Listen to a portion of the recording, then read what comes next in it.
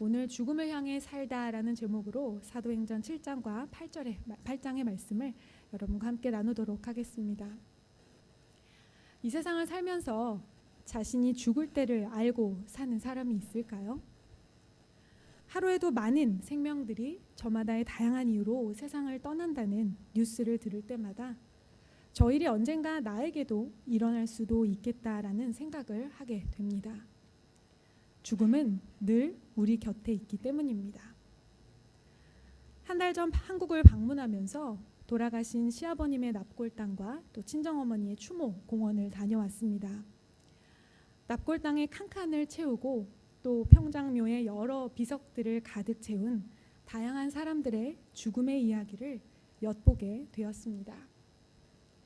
이렇게 많은 죽음의 이야기들을 본 적이 없었던 아이들은 왜 이렇게 어린 사람이, 왜 이렇게 많은 사람이 죽어야 하는지에 대해, 하나님은 왜 사람을 죽게 하시는가에 대한 본질적인 질문들을 하게 되었습니다. 또 저희 부부는 아이들에게 엄마 아빠도 언제든 하나님이 부르시면 이렇게 세상을 떠날 수 있다는 것을 받아들이도록 설명했습니다. 언제가 될지는 모르지만 너무 갑작스레 또 한 번도 생각해 본 적 없이 이별하지 않도록 말입니다. 사람은 누구나 죽는다는 당연하고 분명하지만 또 평소에 쉽게 나눠보지 못했던 주제의 이야기들을 함께 나눌 수 있는 좋은 기회였습니다. 생명이 있다는 건 곧 죽음도 있다는 것입니다. 28년간 예일대학교 최고의 명강의로 꼽히던 셀리 케이건 교수의 수업을 글로 엮은 죽음이란 무엇인가라는 책에 이런 글이 적혀 있습니다. 언젠가는 죽을 수밖에 없다는 것이 우리의 숙명이라면 지금 여기 살아있다는 것의 가치는 훨씬 크게 다가온다. 기적처럼 주어진 삶의 순간들을 충분히 음미하며 충실히 사는 것이 제1의 목표가 되어야 한다.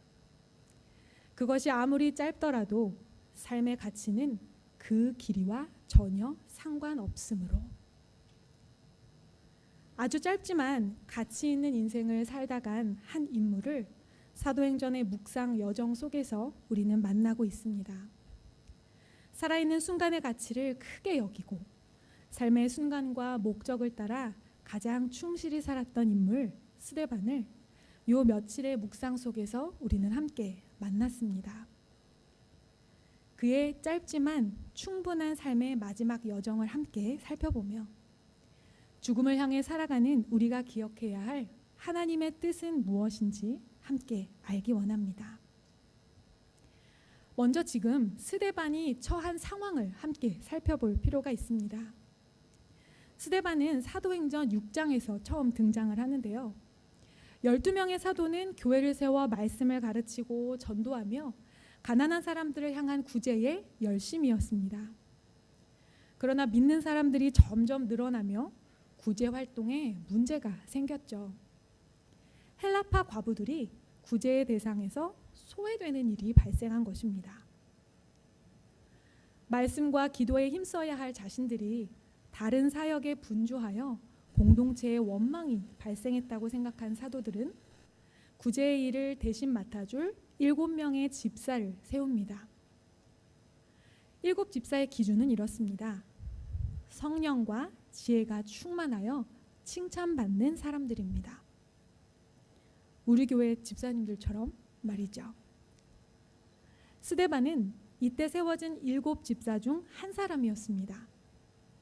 그런데 스데반에게 특별한 일들이 일어납니다. 사도행전 6장 8절입니다. 스데반이 은혜와 권능이 충만하여 큰 기사와 표적을 민간에 행하니. 아멘. 권능이 충만해서 기사와 표적을 행하는 것은 사도들에게 임했던 능력이었습니다. 그런데 사도들에게 임했던 능력이 집사였던 스데반에게도 나타나기 시작한 것입니다. 그때에 여러 지역 사람들로 구성된 자유민들이 스데반에게 들고 일어나 논쟁을 벌입니다. 이 자유민들은 어떤 사람들이냐 하면요, 로마의 포로로 잡혀가서 종으로 살다가 자유를 얻고 다시 돌아온 유대인들입니다. 보수적인 성전 중심 신앙과 문자주의적 율법 지식을 목숨처럼 여기던 자유민들은 지혜와 성령으로 말하는 스데반과의 논쟁에서 참패합니다. 그리고 사람들을 선동하여 스데반이 성전과 율법을 모독한다고 고발합니다. 이렇게 스데반은 고발을 당해 공회 앞에 서게 됩니다. 그리고 대제사장은 스데반에게 변론의 기회를 주죠. 자기 입장을 변호하고 스스로의 무죄를 주장해야 하는 아주 중요한 자리에서 스데반은 무려 50절에 달하는 긴 설교를 해버리고 맙니다. 아브라함으로부터 시작한 하나님의 부르심과 인간의 죄의 역사를 살피며 율법과 성전을 거스른 것은 내가 아니라 너희 유대인이다 라고 도리어 역고발을 합니다. 그리고 너희들이 그토록 목숨을 거는 성전, 그 물리적 공간 안에 하나님은 절대 갇혀 계시는 분이 아니심을, 또 구약 전체는 결국 성전 자체이신 의인, 즉 예수 그리스도의 오심을 예고하고 있다고 선포합니다. 그런데 그런 예수를 너희들이 조상의 죄를 되풀이하듯이 박해하고 죽였다라고 지적하는 내용의 설교였습니다. 그러니 이 설교에 사단이 납니다. 스데반은 자신의 설교를 이렇게 마무리합니다. 사도행전 7장 51절입니다. 목이 곧고 마음과 귀에 할례를 받지 못한 사람들아, 너희도 너희 조상과 같이 항상 성령을 거스르는도다. 여러분은 목이 곧은 사람을 만나본 적이 있으신가요? 저는 돌이켜보니까 부끄럽지만 세상에서보다는 교회 사역의 현장에서 목이 곧은 사람을 더 많이 만나봤던 것 같습니다. 교회 안에 이렇게 목에 힘이 잔뜩 들어간 젊은 목사님들이 너무 많았던 것입니다. 왜 젊어서부터 이렇게 목에 힘이 들어가 있을까 살펴보니까 학부 때부터 신학대학을 나온 목사님들은 20살 때부터 전도사님 소리를 들으면서 섬김을 받는 것에 익숙해진 것입니다. 그러다 보니 자기도 모르게 목이 곧아져 버린 목회자들을 사역의 현장에서 여럿 만났습니다. 교회뿐일까요? 세상 곳곳에 이렇게 목이 곧은 사람들이 많죠. 그들의 가장 두드러진 특징은요, 말이 안 통한다는 것입니다. 경험의 세계가 편협하기 때문입니다. 여러분, 하나밖에 모르는 사람이 제일 무섭죠. 딱 한 번 경험해 본 것이 전부인 사람이 제일 말이 안 통합니다. 책 한 권 읽은 사람이 꼭 다 아는 것처럼 말하는 법이죠. 사람은 아는 만큼, 경험하는 만큼 부드러워지게 되어 있는데 아는 게 적으니 점점 굳어져 버리는 것입니다. 우리가 하나님을 이렇게 오해합니다. 내가 만난 하나님이 한정적이고 내가 하나님을 경험해 본 횟수가 적으니까요. 내가 만나고 경험한 것을 전부로 여기고 그것이 하나님의 전체의 모습이라고 착각합니다. 하나님을 적게 만났으면 하나님에 대해서 잘 알 수 있는 성경이라도 열심히 파고 들어가야 하는데 그마저도 안 하니 하나님을 믿는다고 하면서도 하나님을 모르고 내가 아는 기준과 범위 안에 하나님을 가둬두다 보니 목이 곧아지는 것입니다. 이렇게 목이 곧은 사람이 진리의 말씀을 들으면 어떻게 반응할까요? 사도행전 7장 54절과 57절입니다. 그들이 말을 듣고 마음에 찔려 그를 향하여 이를 갈거늘. 그들이 큰 소리를 지르며 귀를 막고 일제히 그에게 달려들어. 먼저 이를 갈게 됩니다. 진리의 말씀이 너는 틀렸어, 네가 죄인이야 라고 말하는 것을 받아들이지 못합니다. 귀를 막는다는 것은 헬라어로 수네코인데요. 본 뜻은 무언가에 사로잡혀 있다는 의미입니다. 자기의 생각과 자기의 의와 자기의 기준으로 꽉 채워져 있고 사로잡혀 있으니 진리의 말씀이 들어갈 자리가 없습니다. 어떻게 우리는 굳은 목을 꺾고 귀를 열 수 있을까요? 청년들과 누가복음 성경 공부를 하면서 최근에 4가지 땅에 떨어진 씨 비유 본문을 함께 나누었습니다. 우리는 이 본문을 항상 묵상할 때마다 어떻게 묵상을 하나요? 내 마음이 좋은 밭이 되기를 구합니다. 그런데 이번에 청년들과 이 본문을 다시 한번 깊이 묵상하고 나누다가 새로운 발견을 하게 되었습니다. 씨 뿌리는 자는 씨를 어떤 밭에라도 뿌린다는 사실입니다. 다시 말하면요, 하나님이 좋은 밭에만 씨를 뿌리시는 게 아닙니다. 때로는 길가, 때로는 바위, 때로는 가시덤불 같은 나의 마음에 하나님께서는 한결같이 씨를 뿌려주시고 말씀을 선포해 주신다는 사실에 청년들 모두와 함께 새로운 도전을 받았습니다. 내 마음의 상태를 따라 움직이지 말고 한결같이 말씀이 뿌려지는 그 자리를 꼭 지켜내자 함께 다짐했습니다. 곧은 목을 꺾고 닫힌 귀를 열기 위해서는 성령의 도우심이 필요합니다. 성령의 도우심은 우리가 하나님을 예배하는 자리, 말씀이 선포되는 자리에서 가장 확실하게 받을 수 있습니다. 스데반의 설교 속에는 이스라엘의 죄의 역사와 동시에 우리를 한결같이 사람을 세우시고 그 사람을 통해 당신의 사랑을 말씀하시는 하나님을 함께 만나볼 수 있습니다. 우리의 상태가 어떻든 하나님의 주권으로 하나님의 뜻을 선포하시는 하나님을 발견하고 우리는 그 자리에 늘 겸손히 있어야 합니다. 때로 설교가 잘 들리지 않더라도, 설교 말씀에 마음이 찔려 불편하더라도, 때로 각박한 일상에 찌들어 은혜가 되지 않더라도 그 자리에 있는 겁니다. 그러다 나의 곧은 목을 꺾으시고 나의 닫힌 길을 여시는 성령의 일하심을 경험하게 되기를 소망합니다. 공회에서 스데반의 긴 설교를 들은 사람들이 부득부득 이를 갈고 있을 때 스데반은 어떻게 반응하였을까요?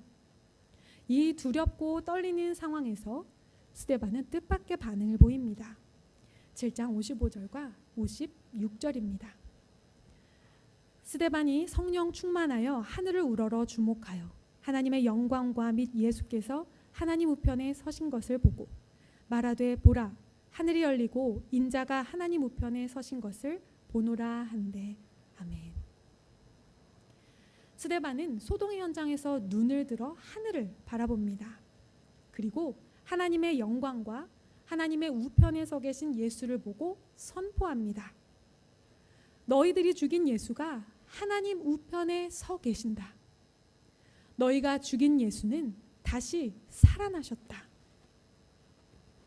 스데반은 위기의 상황에서 하나님 우편에 서 계신 예수를 보며 무엇을 소망할 수 있었을까요? 바로 예수님처럼 나도 부활한다는 것을 확신했습니다. 예수님께서 저렇게 친히 나를 맞아주시기 위해서 서서 기다리고 계시는구나. 큰 위로 가운데 눈을 감았을 것입니다. 사람들은 스데반을 성 밖으로 끌어내 돌로 쳐 죽입니다. 스데반은 마지막 숨이 끊어지는 순간 주 예수를 부르며 그들의 죄를 용서해 달라고 구합니다. 십자가에서 예수님이 그러셨던 것처럼 말입니다. 부활을 믿는 사람은 위기의 상황에서 하늘을 바라봅니다. 믿음 지키며 인생을 살다가 환난과 어려움이 찾아올 때 두 팔 벌려 나를 도울 준비를 하고 계시는 주님을 보게 됩니다. 그렇다면 우리는 어떻게 이 부활을 진실로 믿으며 살아갈 수 있을까요? 사실 부활은 굉장히 믿기 어려운 일입니다. 고대에서나 현대에서나 죽은 사람이 다시 살아난다는 것은 아예 불가능한 일입니다. 예수님 시대의 그리스 로마 문화에서 육체와 영혼은 분리되어 취급되었으며 신성한 영혼이 육체의 감옥에 다시 들어가 부활하는 것은 있을 수 없는 일이었습니다. 또한 유대인들에게 부활은요, 마지막 때에 모든 의인들이 한꺼번에 부활하는 한 번의 사건입니다. 그러니 몸으로 다시 살아나시는 예수님의 부활은요, 있을 수 없는 일이었습니다. 심지어 막달라 마리아를 비롯한 제자들도 부활하신 예수님을 만났으나 알아보지 못하죠. 왜요? 그들의 기대와 세계관 그리고 가치관에 어긋난 일이었기 때문입니다. 우리가 먼저 부활을 진정으로 믿고 받아들이기 위해서는요, 하나님에 대한 나의 모든 기준을 버려야 합니다. 우리는 항상 하나님을 우리가 원하고 바라는 신의 모습에 맞춰 두려 합니다. 그러니 하나님의 위대하신 역사가 눈앞에 펼쳐져도 발견하지 못하고 믿지 못합니다. 성전 안에만 하나님이 존재하신다고 믿었던 유대인들과 다르지 않은 모습입니다. 하나님은 우리의 기대와 기준에 국한되지 않으십니다. 그렇기에 하나님의 전능하심과 광대하심을 있는 그대로 믿고 받아들여야 합니다. 그럴 때에 우리는 부활을 믿을 수 있게 됩니다.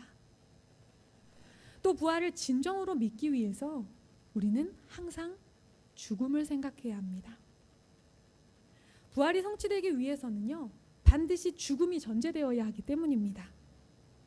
그러나 우리는 죽으신 주님을 믿는 게 아니라 살아계신 주님을 믿습니다. 그래서 우리 삶의 자리에서 실제로 이 죽음과 다시 삶, 죽음과 부활을 계속 경험해야 합니다. 예수의 부활을 믿기 위해 내가 자발적 죽음에 동참하는 것입니다. 나의 죄의 본성은 죽고 성령의 사람으로 새롭게 태어나는 부활을 매일의 삶에서 경험하는 것입니다. 그렇게 내가 정말 죽고 사는 것을 경험할 때 우리는 예수 그리스도의 부활을 진실로 믿게 됩니다. 이렇게 부활을 진실로 믿으며 사는 사람의 얼굴은 다릅니다. 사도행전 6장 15절 말씀입니다. 공중 중에 앉은 사람들이 다 스데반을 주목하여 보니 그 얼굴이 천사의 얼굴과 같더라. 아멘. 저는 여러 얼굴을 가지고 있습니다. 여러분은 주로 저의 친절하고 나이스한 얼굴을 보십니다. 그런데 무섭고 흉한 얼굴을 가질 때도 많습니다. 내가 언제 표정이 제일 안 좋아지나 생각해 보니 남편 앞에서와 둘째 아이 앞에서이더라고요. 너무 화가 나서 화가 가득한 얼굴로 쳐다보면 둘째 아이가 엄마 얼굴 마귀 얼굴 같이 무서워 막 할 때가 있습니다. 그러면 저도 거울을 안 봐요. 얼마나 이글이글 안 좋을지. 제가 또 눈이 많이 강렬하잖아요. 얼굴은 마음의 거울이라고 합니다. 생각과 인격과 영혼이 드러나는 곳이죠. 하나님은 외모가 아니라 중심을 보는 분이시지만 사실 하나님께 쓰임받았던 사람들 중에는요, 얼굴의 특별한 잘생김이나 얼굴빛에 대해 묘사되는 경우들이 있습니다. 요셉, 모세, 다윗 등이 그랬었죠. 지난 주일에 오랜만에 한 성도님을 우연히 뵀는데요. 얼굴이 해같이 빛나는 겁니다. 너무 반가워서 가서 꼭 안아드리면서 얼굴이 해같이 빛나시네요 하고 인사를 드렸더니 아유 아시잖아요. 삶의 자리는 날마다 싸움터인걸요. 네, 잘 알죠. 그래도 얼굴빛을 뵈니 날마다 승리하고 계십니다 하고 인사드렸습니다. 알죠. 삶의 자리가 얼마나 고단하고 버겁고 힘들고 때로 화가 나는지 말입니다. 그런데 부활의 능력이 우리 삶에 임하니까 찡그리고 고생하는 얼굴빛이 아니라 해같이 밝게 빛나는 환한 얼굴을 하나님께서 주시는 것입니다. 부활을 믿고 부활의 권능이 임하는 삶을 살면 티가 납니다. 팀 켈러 목사님의 부활을 입다라는 책의 마지막 장에 적힌 글입니다. 내가 아는 한 여성은 만성 질환이 있는데 많이 아프신 것 같은데 좀 어떠세요? 라고 누가 물을 때마다 늘 이렇게 답한다. 부활로 치료되지 못할 정도는 아닙니다.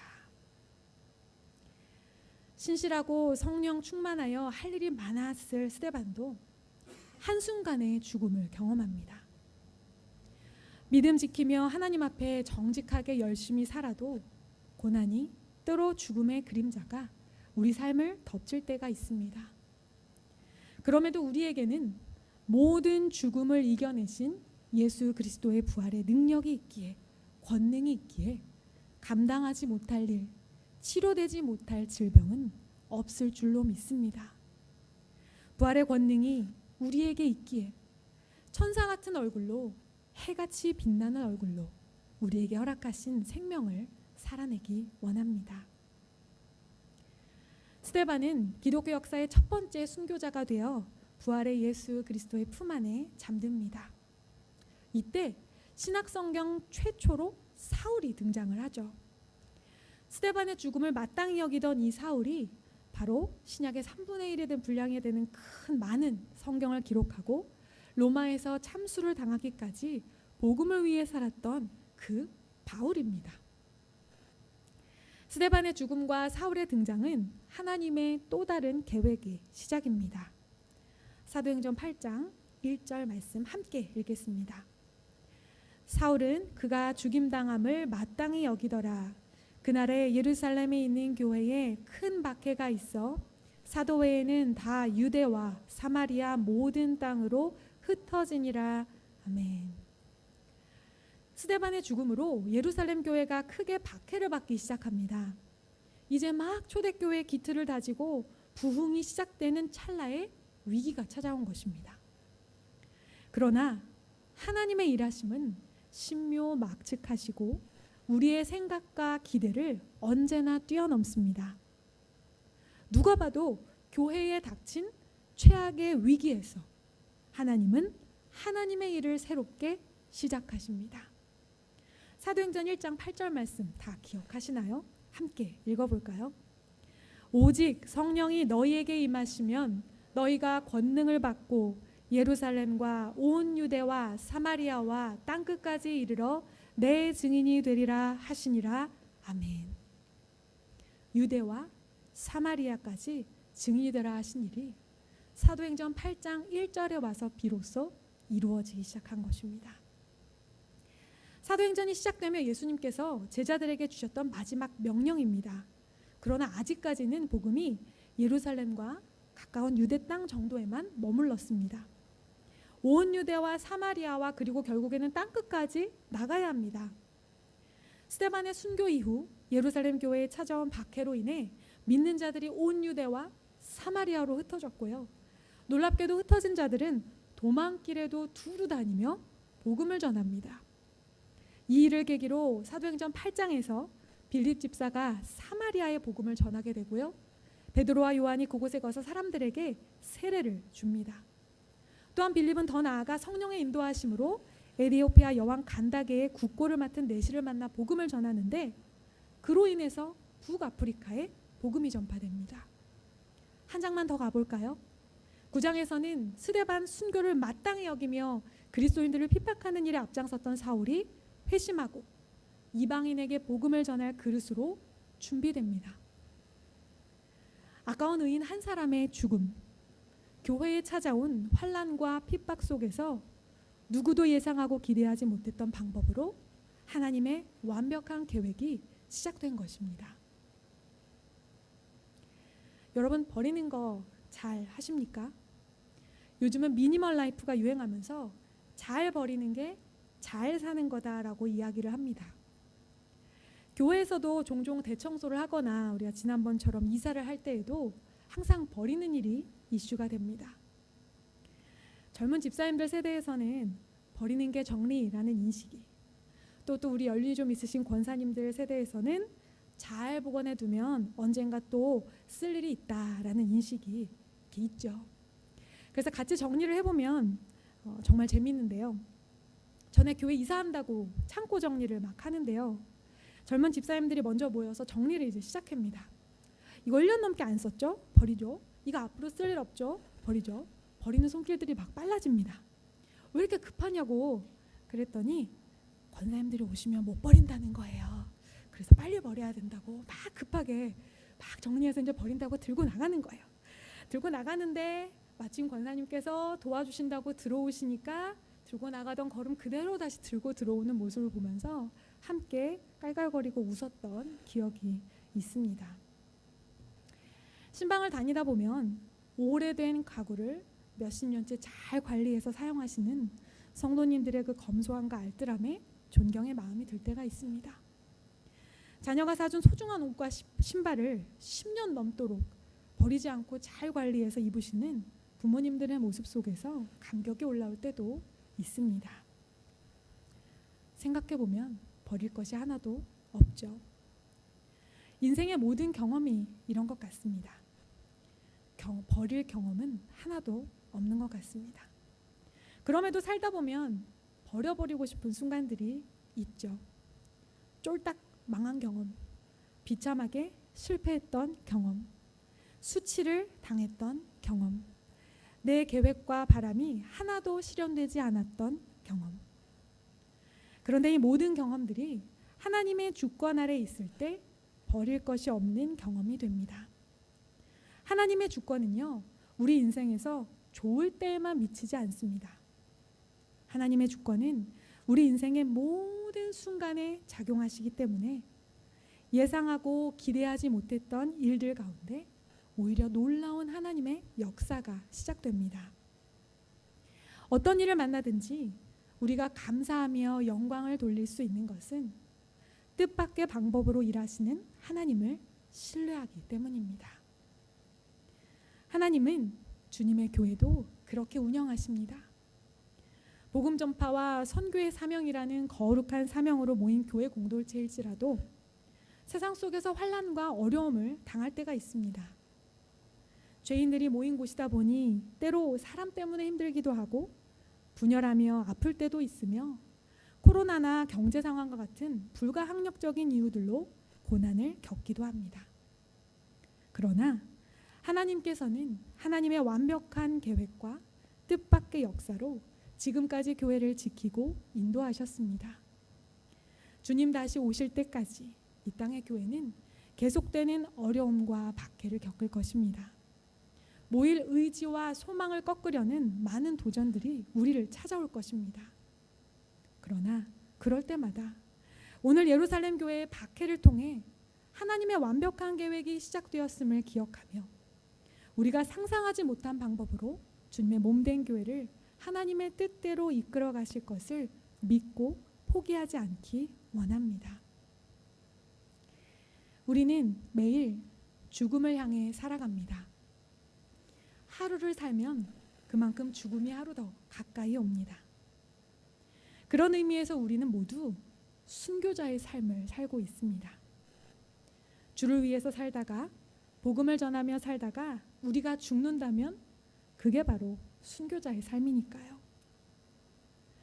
스데반에 대해 묵상하다가 한 가지 이야기를 찾았는데요. 유대 전승에 의하면요, 스데반은 당대 유명하고 가장 존경받았던 율법학자 가말리엘의 제자였다고 합니다. 또 누가 가말리엘의 제자였죠? 바로 바울이었죠. 네. 어쩐지 스데반의 설교의 내용의 깊이와 또 구약 성경에 대한 통전적인 이해가 정말 탁월하다는 것을 느꼈습니다. 훗날 사도 바울이 이렇게 깊이 있는 학문적 배경을 근간으로 훌륭한 신약 성경들을 남긴 것을 보며 인간적으로 스데반이라는 인물의 죽음이 얼마나 아까운 것인가 생각해 보게 되었습니다. 이렇게 지적으로나 영적으로나 흠잡을 데 없는 사람의 죽음을 세상은 아깝다라고 표현합니다. 그러나 하나님의 계획 속에서 스데반의 죽음은 결코 아까운 죽음이 아닙니다. 본격적인 세계 선교가 바로 스데반의 죽음에서부터 시작되었으니까요.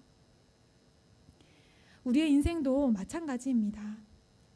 죽음을 향해 가는 우리의 여정이 바로 순교자의 삶인데, 우리의 생명이 이미 주께 받은 것이고 또 주님께 드려질 것인데 우리는 아까워할 때가 많습니다. 시간도 더 드리기 아깝고, 물질도 더 드리자니 계산이 되고, 내가 더 섬기자니 나만 손해보는 것 같고 자꾸 아까운 마음이 듭니다. 그러나 하나님의 역사는 아까워하지 않는 그 자리에서 나타납니다.